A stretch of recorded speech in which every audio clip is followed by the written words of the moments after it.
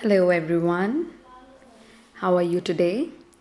This is Monica ma'am और आज मैं आपके लिए लेकर आई हूँ आपकी सामाजिक विज्ञान की worksheet number 3 for class 9. So let's begin with the worksheet. So सबसे पहले अपने रजिस्टर के ऊपर आप सब लिखेंगे आज का जो टॉपिक है, वर्कशीट नंबर डालेंगे, आज की डेट जो है 13th of April 2021, क्लास, अपना कक्षा अध्यापिका का नाम और क्लास के साथ ही नीचे बेटा अपनी आईडी ज़रूर लिख देना आप लोग, ठीक है. इससे इजी रहता है हमें देखने में जब हम काम चेक करते हैं. Okay, so let's begin with this. फ्रांसीसी क्रांति, फ्रांस गणतंत्र कैसे बना? साम्राज्य में बढ़ते हुए विरोध के कारण लुई 16वें ने नेशनल असेंबली को मान्यता दे दी. ठीक है, याद है ना, तृतीय स्टेट जो है वो वॉकआउट कर गया था, है ना, स्टेट जनरल की मीटिंग से, और उन्होंने खुद को नेशनल असेंबली घोषित कर दिया था.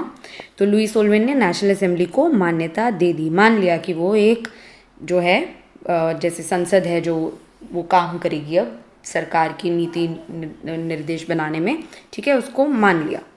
और एक संविधान बनाने पर राजी हो गया कि अब ये संविधान बनेगा, तो उसके लिए भी वो राजी हो गए. 4 अगस्त 1789 को एक आदेश के द्वारा सामंती व्यवस्था और धार्मिक करों का अंत कर दिया गया और चर्च का संपत्ति जब्त कर ली गई. तो चर्च तुम्हें पता है कितना ताकतवर था उस समय में, प्रथम स्टेट में आता था चर्च, है ना. तो उनकी जो संपत्ति है वो जब्त कर ली गई. ठीक है, सामंती व्यवस्था, जबकि लोग जो थे वो अपने जो कुलीन वर्ग है उनके लिए, जो निचले वर्ग के लोग होते हुए काम करते थे, ठीक है ना, उनके सामंत थे वो, जैसे तुम कह लो कि उनके लिए उनके खेतों में काम करना हो गया, तो उनके सामंत थे वो लोग. ठीक है, तो ऐसी व्यवस्था भी ख़त्म कर दी. ठीक है, साथ ही साथ धार्मिक करों का अंत कर दिया गया. ठीक है, जो चर्च लोगों पर लगाता था कर, वो कर हटा दिए गए. 1791 में नेशनल असेंबली ने एक संविधान का प्रारूप पूरा किया. तो नेशनल असेंबली ने संविधान का एक ड्राफ्ट बनाया, प्रारूप, जैसे कि एक रफ ड्राफ्ट बनाया, जिसके द्वारा सम्राट की शक्तियों को विधायिका, कार्यपालिका, न्यायपालिका में विभाजित कर दिया, बांट दिया, कि सम्राट की शक्तियां अब सारी निरंकुश नहीं रहेंगी कि सब सम्राट ही बताएगा. अब सम्राट की शक्तियों पर जो है विभाजन हो गया शक्तियों का. विधायिका, कार्यपालिका और न्यायपालिका ये भी हैं जो सरकार के जैसे जो अंग हैं जो हमारे आज के समय में लोकतंत्र में होते हैं ना, या किसी भी गणतंत्र में होते हैं, तो वो अंग इन्होंने बना दिए कि सम्राट की शक्तियां जो है वो बांट दी गई हैं. कि भाई कानून बनाएगी, जैसे संसद में बनेगा, फिर कार्यपालिका में जो काम करने वाले लोग हैं वो उसको लागू करेंगे, न्यायपालिका में भाई जो जजेस होते हैं, जैसे न्यायाधीश होते हैं, वो बैठेंगे, देखेंगे कि कानून सही बना है या नहीं बना है. ठीक है ना, सारी शक्तियां अब सम्राट के पास नहीं रह गई. ये बदलाव आ गया एक, ये याद रखना आपने. ठीक है, आगे चलते हैं. हालांकि वोटिंग का जो अधिकार है, वेरी इंपॉर्टेंट, ओके, ध्यान से सुनना, वोटिंग का जो अधिकार है वो केवल, क्योंकि विधायिका और कार्यपालिका, न्यायपालिका ये सब जो हैं, अब इसमें जो विधायिका है, जो कानून बनाने वाली जो होती है संस्था, उसमें हमें अपने लोग चुनने होंगे ना, जैसे हम लोकसभा के लिए चुनते हैं, लोग विधानसभा के लिए चुनते हैं, तो वोटिंग होती है ना. तो वोटिंग के लिए जो अधिकार था वो किसको मिला था? केवल पुरुषों को, जिनकी उम्र थी 25 वर्ष से अधिक और जो कम से कम 3 दिन तक की मजदूरी के बराबर कर चुकाते थे, टैक्स देते थे. इन लोगों को क्या बोलते थे? वेरी इंपॉर्टेंट वर्ड याद कर लेना हमने, सक्रिय नागरिक. आपने क्रिया पढ़ी हुई है, क्रिया, है ना, क्रिया हिंदी में आपने पढ़ी हुई. क्रिया मतलब क्या होता है? काम करना, है ना. तो सक्रिय, सक्रिय से याद रखना, क्रिया से याद रखना, काम करने वाले नागरिक. क्या काम? देखो क्या काम करेंगे, एक्टिव हैं ये, है ना. तो ये इनका, ये सक्रिय नागरिक वो हैं जो वोट देते थे. ठीक है, जो कम से कम 3 दिन तक का मजदूरी के बराबर कर चुकाते थे, तो ये एक्टिव हैं. सक्रिय, क्रिया से याद रखना है सक्रिय आपने. ठीक है, सक्रिय नागरिक बोलते थे इनको, किन लोगों को? जो जिनको वोटिंग का अधिकार था, ऐसे पुरुषों को. ठीक है, सरकार की नीतियों पर चर्चा करने में राजनीतिक क्लबों की भूमिका महत्वपूर्ण हो गई, जिसमें जैकोबिन क्लब सबसे खास था. तो ये पॉलिटिकल क्लब्स बने बेटा, राजनीतिक क्लब, जैसे कि राजनीतिक पार्टीज बनती है ना, राजनीतिक दल बनते हैं, वैसा समझ लो आप एक जैकोबिन क्लब. ये नाम बड़ा इंपॉर्टेंट है इस चैप्टर में. और इसका नेता का क्या नाम है वो भी बहुत इंपॉर्टेंट है, वो भी हमने देखना है. इनके नेता का नाम था, एक सेकेंड, इनके नेता का नाम था मैक्समिलियन रॉबेस्पियर. ठीक है, थोड़ी सी स्पेलिंग 2-3 बारी वर्ड्स को लिखोगे बेटा लर्न हो जाएगा, इट्स नॉट दैट डिफिकल्ट. बार बार लिखना है इसको, मैक्समिलियन रॉबेस्पियर.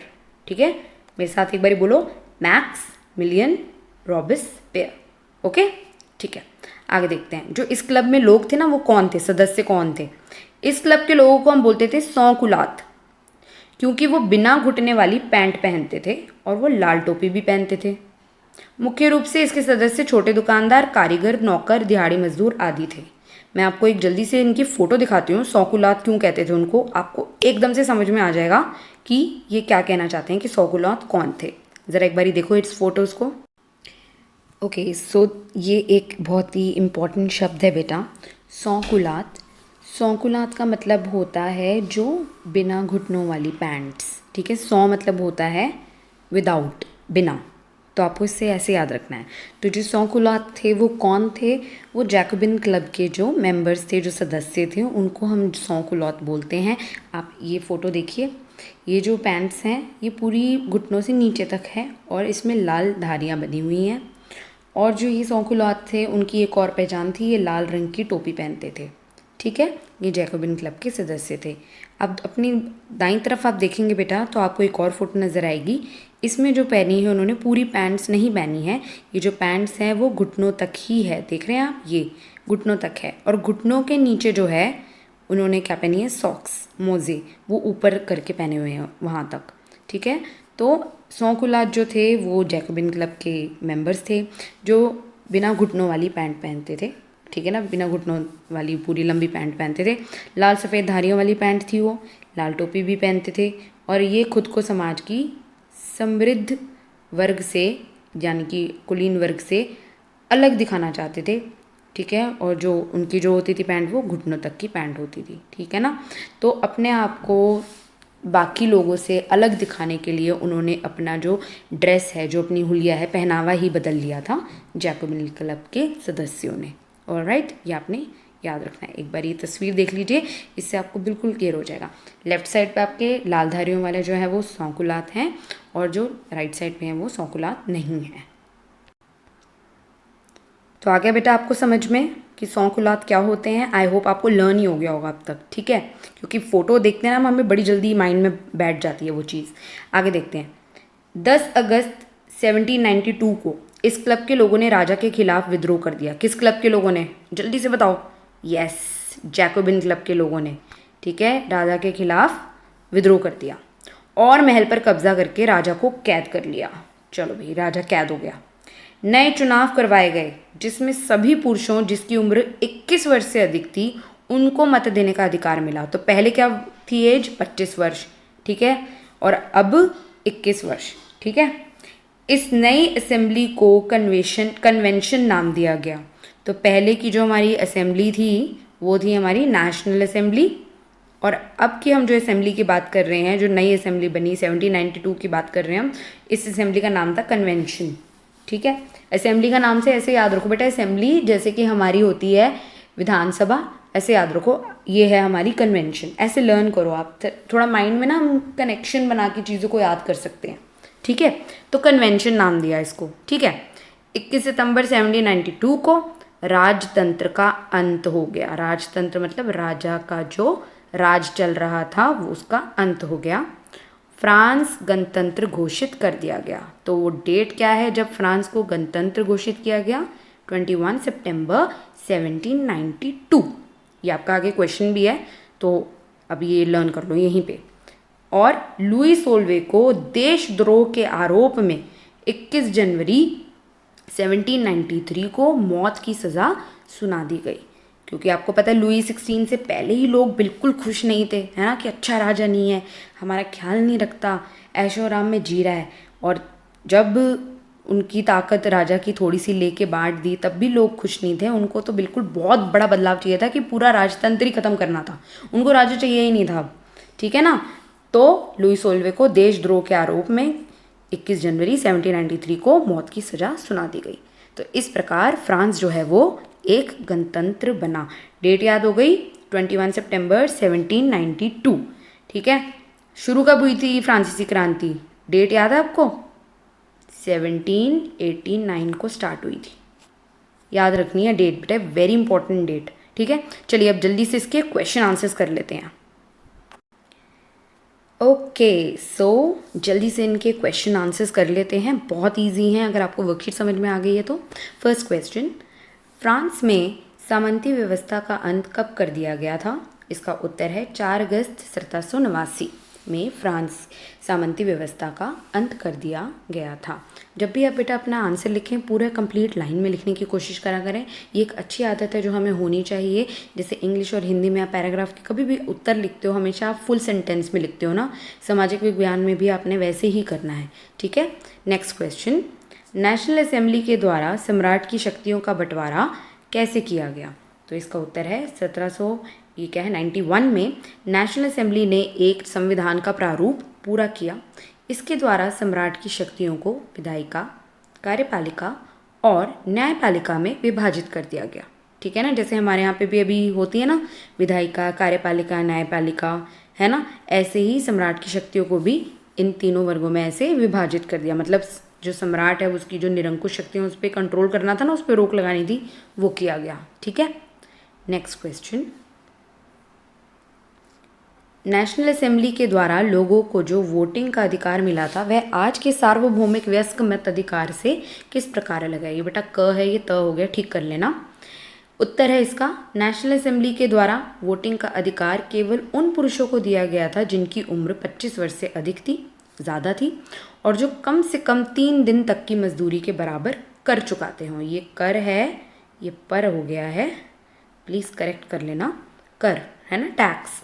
तो मतलब 25 वर्ष की आयु से अधिक वाले पुरुष और 3 दिन की मजदूरी तक का कर चुकाते हों, ये 3 जो थी शर्तें थी।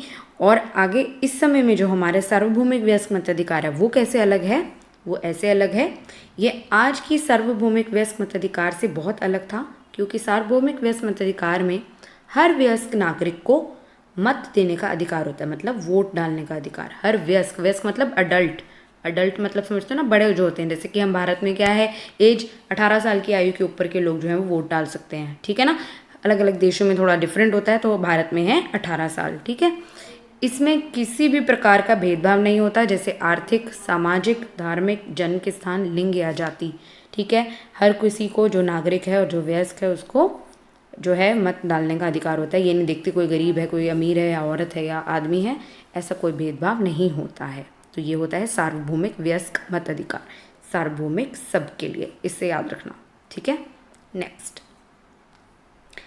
जैकोबिन क्लब का नेता कौन था? इस क्लब के सदस्य कौन कौन से लोग थे? बहुत इजी है ये। जैकोबिन क्लब का नेता था मैक्सिमिलियन रॉबेस्पियर, ठीक है। और जो इनके जो सदस्य हैं वो थे छोटे दुकानदार, कारीगर, नौकर, दिहाड़ी मजदूर आदि, ठीक है। नेक्स्ट, फ्रांस गणतंत्र कब बना?